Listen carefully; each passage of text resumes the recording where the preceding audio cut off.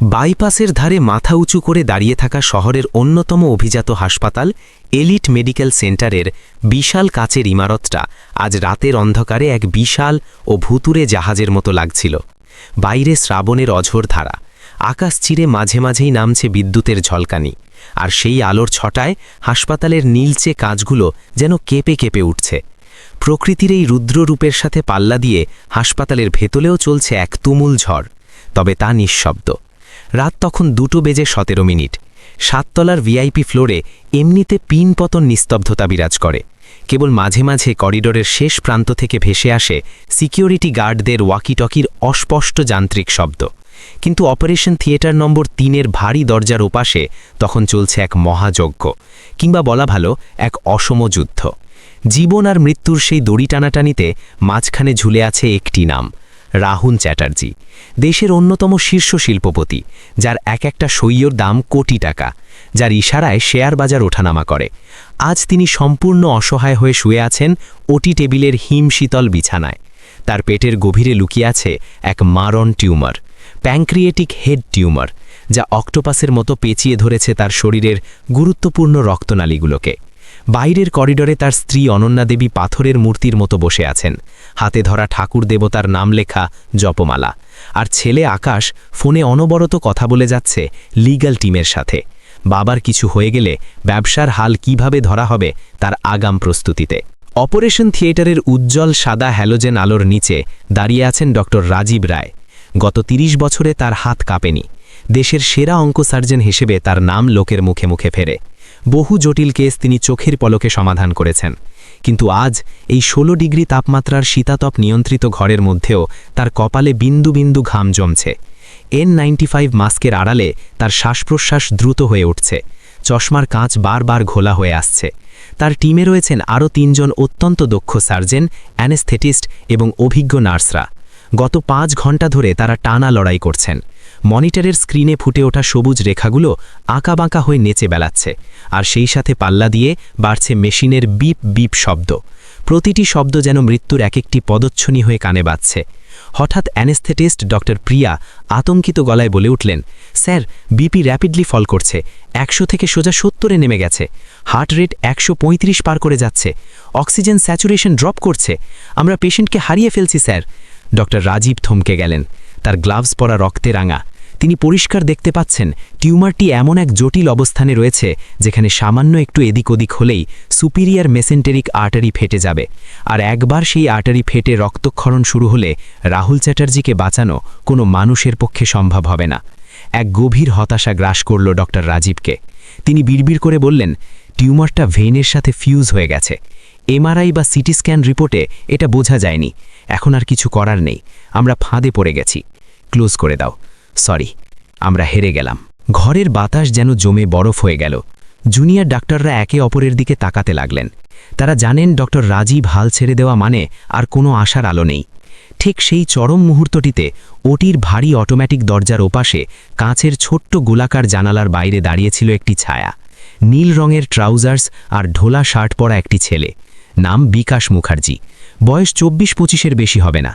হাসপাতালের খাতায় তার পরিচয় হাউসকিপিং স্টাফ নম্বর 42, একজন সামান্য সাফাই কর্মী।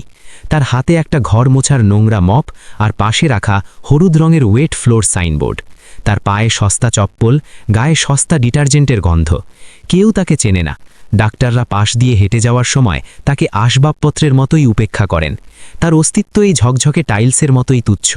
কিন্তু তারা জানেন না এই নীল ইউনিফর্মের নিচে লুকিয়ে আছে এক দুমড়ে যাওয়া স্বপ্ন আর এক অসাধারণ মেধা। বিকাশের বাড়ি পুরুলিয়ার এক প্রত্যন্ত গ্রামে, যেখানে বিদ্যুৎ পৌঁছাতেও অনেক সময় নেয়। বাবা ছিলেন গরিব চাষি, দিন আনি দিন খাই সংসার। ছোটবেলা থেকেই বিকাশ ছিল অদ্ভুত মেধাবী। গ্রামের স্কুলে হারিকেনের টিমটিমে আলোয় পড়ে সে মাধ্যমিকে জেলায় প্রথম হয়েছিল। তার স্বপ্ন ছিল ডাক্তার হয়ে গ্রামের মানুষের সেবা করবে, যাদের টাকার অভাবে বিনা চিকিৎসায় মরতে হয়। দিন-রাত এক করে প্রস্তুতি নিয়ে সর্বভারতীয় মেডিকেল প্রবেশিকা বা নিট পরীক্ষায় সে সারা ভারতে 5ম স্থান অধিকার করেছিল। সেই দিনটা ছিল তার জীবনের সেরা দিন। গ্রাম জুড়ে উৎসব হয়েছিল। কলকাতা মেডিকেল কলেজে MBBS-এ ভর্তি হয়ে সে অ্যানাটমি, ফিজিওলজি, প্যাথোলজি গিলে খেয়েছিল।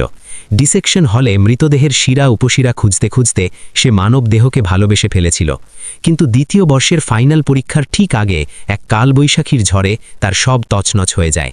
হঠাৎ বাবার হার্ট অ্যাটাক এবং মৃত্যু। আর তারপরেই মহাজনদের চাপ, সংসারের বিশাল ঋণের বোঝা। মা আর ছোট দুই ভাই বোনের মুখের দিকে তাকিয়ে চোখের জল আর বুকের ভেতর পাথর চাপা দিয়ে বিকাশকে পড়াশোনা ছেড়ে দিতে হয়। ডাক্তার হওয়ার বদলে তাকে হাতে তুলে নিতে হয় ঝাড়ু আর বালতি। সে ইচ্ছে করেই এই হাসপাতালটি বেছে নিয়েছিল, যাতে অন্তত ডাক্তারদের আশেপাশে থাকতে পারে, ওষুধের গন্ধ পায়, জটিল সব কেস দূর থেকে দেখতে পারে। গত 2 বছর ধরে সে সকালে মেঝে মোছে, বাথরুম পরিষ্কার করে, আর রাতে বস্তির ঘরে মোমবাতির আলোয় নিজের পুরনো মেডিকেল বইগুলো পড়ে। তার জ্ঞান মূর্ছে পড়েনি, বরং প্র্যাকটিক্যাল দেখার ফলে আরও ধারালো হয়েছে। আজ রাতেও সে ওটির বাইরে দাঁড়িয়ে জানলা দিয়ে ভেতরে উঁকি মারছিল। তার তীক্ষ্ণ দৃষ্টি মনিটরের ডিসপ্লে আর সার্জিক্যাল ফিল্ডের মধ্যে ঘোরাফেরা করছিল। হঠাৎ তার চোখ আটকে গেল এক বিশেষ জায়গায়।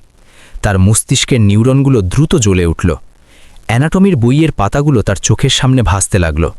সে দেখল ডাক্তাররা যেটাকে সাধারণ টিউমার ভাবছেন, সেটা আসলে এক বিরল শারীরিক গঠন বা অ্যানাটমিক্যাল ভ্যারিয়েশন। বিকাশের বুকের ভেতরটা মোচড় দিয়ে উঠল। সে নিজের মনেই ফিসফিস করে উঠল, ওরা ভুল করছে, ওরা আর্টারিটা মিস করছে, ওটা রিওলাস আর্কেড দিয়ে কানেক্টেড। ওরা যদি ওখানে কাটে সব শেষ হয়ে যাবে। ওরা ভুল জায়গায় খুঁজছে। সে দেখল জুনিয়র সার্জন হাল ছেড়ে দিয়ে ইনস্ট্রুমেন্ট নামিয়ে রাখছেন। আর মাত্র কয়েক সেকেন্ড, তারপরেই রাহুল চ্যাটার্জি ইতিহাস হয়ে যাবেন। বিকাশ কাঁপছিল। সে জানে সে একজন সামান্য সাফাই কর্মী। ওটির ভেতরে ঢোকা তার জন্য নিষিদ্ধ, এটা মহাপাপ। এটা করলে তার চাকরি তো যাবেই, হয়তো পুলিশেও দেওয়া হতে পারে, মারধরও জুটতে পারে। কিন্তু তার চোখের সামনে একটা মানুষ মারা যাবে আর সে জেনেও চুপ করে থাকবে? তার বাবা বিনা চিকিৎসায় মারা গিয়েছিলেন, টাকার অভাবে, আর আজ এই মানুষটা মারা যাবে শুধু একটা ভুল সিদ্ধান্তের কারণে। বিকাশের মনে হলো তার বাবার মুখটা। বাবা বলতেন, বিবেক ধুয়ে জল খাস না বাবা, বিবেক বাঁচিয়ে রাখিস। সে হাতের মপটা সশব্দে ফেলে দিল। এক মুহূর্তের জন্য চোখ বন্ধ করে লম্বা শ্বাস নিল, তারপর সোজা গিয়ে ধাক্কা দিল ওটির ভারী সেন্সার ডোরটায়। দরজা খোলার শব্দে ভেতরের সবাই চমকে উঠল। এত বড় অপারেশনের মাঝখানে যখন মৃত্যুর ছায়া ঘনিয়ে এসেছে, তখন কে এলো? সবার চোখ দরজার দিকে। সেখানে দাঁড়িয়ে আছে নীল ইউনিফর্ম পরা, পায়ে হাওয়াই চপ্পল পরা বিকাশ। তার বুক ধরফল করছে, কিন্তু চোখ স্থির। হেড নার্স মেরি চিৎকার করে উঠলেন, কে ওখানে? এই ছেলে, তুমি ভেতরে কেন? বেরো, এক্ষুনি বেরো, এটা স্টেরাইল জোন। সিকিউরিটি কোথায়? একে বের করো। ডক্টর রাজীব রায়ের মেজাজ তখন সপ্তমে। অপারেশনের ব্যর্থতার গ্লানি তাকে গ্রাস করেছে। তিনি চিৎকার করতে যাচ্ছিলেন, কিন্তু বিকাশের গলার আওয়াজ তাকে থামিয়ে দিল। বিকাশ চেঁচিয়ে উঠল, থামুন, আপনারা যা করছেন তা একেবারে ভুল। ওভাবে কাটলে পেশেন্ট টেবিলেই মারা যাবে। আমি জানি কিভাবে ওনাকে বাঁচানো যায়। পুরো ঘরে পিনপতন নিস্তব্ধতা নেমে এলো। সবাই স্তম্ভিত। একটা ঝাড়ুদার দেশের সেরা ডাক্তারদের সার্জারি শেখাচ্ছে? জুনিয়র ডাক্তাররা রেগে আগুন। একজন অ্যাসিস্ট্যান্ট সার্জন এগিয়ে এসে বলল, তোমার সাহস তো কম নয়, পাগল হয়ে গেছো? একটা স্টেরাইল জোনে নোংরা জামা কাপড় পরে ঢুকে পড়েছ? জানো তুমি কার সাথে কথা বলছো? বিকাশ কারোর কথার উত্তর না দিয়ে সোজা ডক্টর রাজীবের চোখের দিকে তাকালো। তার গলায় তখন অদ্ভুত এক দৃঢ়তা, যা কোনো সাধারণ কর্মচারীর থাকে না। স্যার, আমাকে পরে পুলিশে দেবেন, জেল খাটাবেন, যা খুশি করবেন, আমার চাকরি খেয়ে নেবেন, কিন্তু আগে মানুষটাকে বাঁচান স্যার। মনিটরের দিকে তাকান sir, Venus return waveform flat হয়ে যাচ্ছে। আপনারা ভাবছেন টিউমারটা সুপিরিয়ার মেসেন্টেরিক ভেনের সাথে আটকে আছে, কিন্তু আসলে ওটা রেট্রোপেলিটোনিয়াল স্পেসে একটা ফাইব্রাস ব্যান্ডের সাথে লেগে আছে। আপনারা যদি সামনের দিক থেকে অ্যাপ্রোচ করেন, তাহলে মেন আর্টারি র্যাপচার হয়ে যাবে। প্লিজ স্যার, একবার ডপলার প্রোবটা মাত্র 5 ডিগ্রি বাঁ দিকে ঘুরিয়ে দেখুন। ডক্টর রাজীব রায় এক মুহূর্তের জন্য স্তব্ধ হয়ে গেলেন। ছেলেটার ভাষা, তার শব্দচয়ন, retroperitoneal space, fibrous band, venous return, এগুলো কোনো সাধারণ সাফাই কর্মীর জানার কথা নয়। এগুলো নিখুঁত মেডিকেল টার্মিনোলজি। ডক্টর রাজীব বিকাশের চোখের দিকে তাকালেন। সেখানে কোনো পাগলামি নেই, আছে গভীর আত্মবিশ্বাস আর একটা জীবন বাঁচানোর আকুতি। তার ইগো ভার্সেস একটা মানুষের জীবন। ডক্টর রাজীব হাত তুলে সিকিউরিটি গার্ডদের থামালেন, যারা তখন বিকাশকে ধরতে আসছিল। ওয়েট! ডক্টর রাজীব বিকাশের দিকে এগিয়ে গেলেন। তুমি এত কিছু জানলে কি করে? কে তুমি? বিকাশ দ্রুত বলল, আমি 2 বছর মেডিকেল পড়েছি স্যার। আমি টপার ছিলাম। পরিস্থিতির চাপে পড়া ছেড়ে দিতে হয়েছে, কিন্তু আমি ভুলিনি। স্যার প্লিজ সময় নেই, আমার কথা একবার শুনুন। যদি আমি ভুল হই আমাকে যা শাস্তি দেবেন আমি মাথা পেতে নেব। ডক্টর রাজীব এক দীর্ঘশ্বাস ফেললেন। তাদের হাতে আর কোনো রাস্তা খোলা নেই। তিনি ডপলার প্রোবটা হাতে নিলেন। জুনিয়র ডাক্তাররা অবাক হয়ে বলল, স্যার আপনি এই 4র্থ শ্রেণীর কর্মচারীর কথা শুনবেন? এটা প্রোটোকল বিরুদ্ধ। ডক্টর রাজীব ধমক দিলেন, আমাদের কাছে আর কোনো অপশন নেই। মানুষের জীবনের চেয়ে প্রোটোকল বড় নয়। Do it. রাজীব রায় প্রোবটা হাতে নিয়ে বিকাশের নির্দেশ মতো ঠিক 5 ডিগ্রি বাঁ দিকে ঘোরালেন। মনিটরের পর্দায় নতুন ইমেজিং ফুটে উঠল। আর সেটা দেখেই সবার চোখ কপালে উঠল। পুরো ওটি রুমে একটা বিস্ময়ের ঢেউ খেলে গেল। ঠিক যেমনটা বিকাশ বলেছিল, টিউমারের ঠিক নিচ দিয়ে একটা সরু কিন্তু অত্যন্ত গুরুত্বপূর্ণ রক্তনালী চলে গেছে, যা এতক্ষণ টিস্যুর আড়ালে চাপা পড়েছিল। যদি তারা আগের প্ল্যান মতো কাটতেন তবে ওটা কেটে যেত এবং রাহুল চ্যাটার্জি নিমিষেই মারা যেতেন। মাই গড, অ্যানেস্থেটিস্ট ফিসফিস করে বললেন, আমরা তো প্রায় মেরেই ফেলেছিলাম। ছেলেটা ঠিক বলেছে, it's a miracle. Doctor Rajib Roy বিকাশের দিকে তাকালেন। তার চোখে এখন আর রাগ নেই, আছে বিস্ময় আর শ্রদ্ধা। তিনি বললেন, বিকাশ তুমি কি স্ক্রাব করতে জানো, মানে হাত ধুয়ে স্টেরাইল হতে? বিকাশ মাথা নাড়ল। জানি স্যার, আমি ভুলিনি। যাও জলদি হাত ধুয়ে গাউন পরে এসো, তুমি আমাকে গাইড করবে। হাসপাতালের ইতিহাসে এই প্রথম এক অভূতপূর্ব ঘটনা ঘটল। ওটির ভেতরে একজন ঝাড়ুদার ডাক্তারের গাউন পরছে। বিকাশ যখন গাউন, মাস্ক আর গ্লাভস পরে টেবিলের সামনে দাঁড়ালো, তার মনে হলো সে আবার তার মেডিকেল কলেজের ডিসেকশন হলে ফিরে গেছে। তার হাত একটুও কাঁপল না। শুরু হলো এক অদ্ভুত যুগলবন্দি। 60 বছরের অভিজ্ঞ সার্জন আর 24 বছরের এক মেডিকেল ড্রপ আউট। বিকাশের নির্দেশ মতো ডক্টর রাজীব মিলিমিটার মেপে টিস্যু কাটতে লাগলেন। মাঝে মাঝে বিকাশ শান্ত গলায় বলছিল, স্যার ভেনটা একটু টিল্ট করুন। হ্যাঁ, এবার ক্ল্যাম্প দিন। আস্তে স্যার, নার্ভটা ডান দিকে। যেন এক ওস্তাদ আর তার যোগ্য শাগের্দ মিলে এক জটিল সিম্ফনি বাজাচ্ছেন। দীর্ঘ আরও 2 ঘন্টার হাড় হিম করা লড়াইয়ের পর অবশেষে টিউমারটি সম্পূর্ণ আলাদা করা হলো। রক্তপাত প্রায় হয়নি বললেই চলে। টিউমার ইজ আউট, রাজীব রায় ঘোষণা করলেন। তার গলায় স্বস্তি। মনিটরে ভাইটাল স্টেবল হয়ে এলো। BP 110/70, oxygen saturation 98%। Rahul Chatterjee বিপদমুক্ত। সার্জারি শেষ হওয়ার পর ডক্টর রাজীব গ্লাভস খুলতে খুলতে বিকাশের দিকে তাকালেন। ছেলেটির চোখ দিয়ে জল পড়ছে। এতক্ষণের উত্তেজনা, ভয় আর আবেগে সে দাঁড়িয়ে থাকতে পারছিল না। Well done doctor. Rajib Roy ভুল করেই তাকে ডক্টর বলে ফেললেন, কিংবা হয়তো ভুল করেননি, জেনে শুনেই বলেছেন। বিকাশ কোনো কথা না বলে মাথা নিচু করে ওটি থেকে বেরিয়ে গেল। সে জানে এই রূপকথা এখানেই শেষ। কাল সকাল থেকে তাকে আবার হাতে ঝাড়ু তুলতে হবে, শুনতে হবে সুপারভাইজারের গালি। পরের 2 দিন রাহুল চ্যাটার্জি আইসিইউতে থাকলেন। জ্ঞান ফেরার পর তিনি যখন শুনলেন তার অবস্থা কতটা খারাপ ছিল এবং কিভাবে তিনি ফিরে এসেছেন, তিনি অবাক হলেন। ডক্টর রাজীব রাউন্ডে এলে রাহুল তাকে ধন্যবাদ জানিয়ে বললেন, ডক্টর রায়, আপনি ভগবান। আপনি আমাকে নতুন জীবন দিয়েছেন। আমার পুরো সম্পত্তি দিলেও আপনার ঋণ শোধ হবে না। রাজীব রায় ম্লান হেসে বললেন, না মিস্টার চ্যাটার্জি, আমি ভগবান নই। আমি তো হাল ছেড়ে দিয়েছিলাম। আপনাকে যে বাঁচিয়েছে সে কোনো ডাক্তার নয়, সে এই হাসপাতালের একজন সামান্য সাফাই কর্মী। সে যদি ঠিক সময়ে ওটিতে ঢুকে আমাদের না থামাতো, আজ আমরা কথা বলতে পারতাম না। রাহুল চ্যাটার্জি স্তব্ধ হয়ে গেলেন।